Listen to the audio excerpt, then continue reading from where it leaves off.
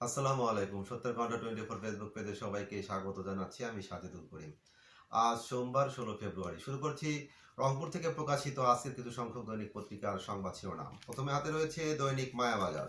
দৈনিক মায়াবাজারের সংবাদ শিরোনামে রয়েছে নবনির্বাচিত সংসদ সদস্যদের শপথ মঙ্গলবার।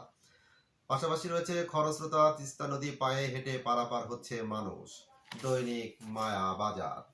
দৈনিক প্রতিদিনের বার্তা সংবাদ শিরোনামে রয়েছে সুষ্ঠু ও ঐতিহাসিক নির্বাচন আয়োজন করায় সংশ্লিষ্টদের প্রতি উপদেষ্টা পরিষদে ধন্যবাদ জ্ঞাপন। পাশাপাশি রয়েছে মিছিল স্লোগানে উত্তাল রংপুর, ভোট পুনর্গণনা দাবিতে ডিসি অফিস ঘেরাও।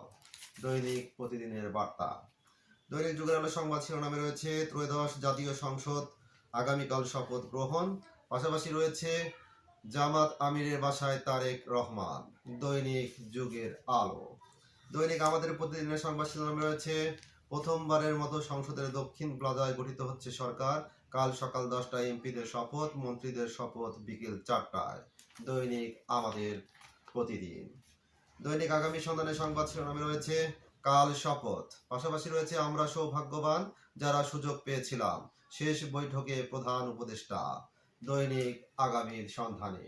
এই ছিল রংপুর থেকে প্রকাশিত আজকের কিছু সংখ্যক দৈনিক পত্রিকার সংবাদ শিরোনাম। নিয়মিত সংবাদ জানতে চোখ রাখুন সত্যের কণ্ঠ 24.com ও সত্যের কণ্ঠ 24 ইউটিউব চ্যানেলে।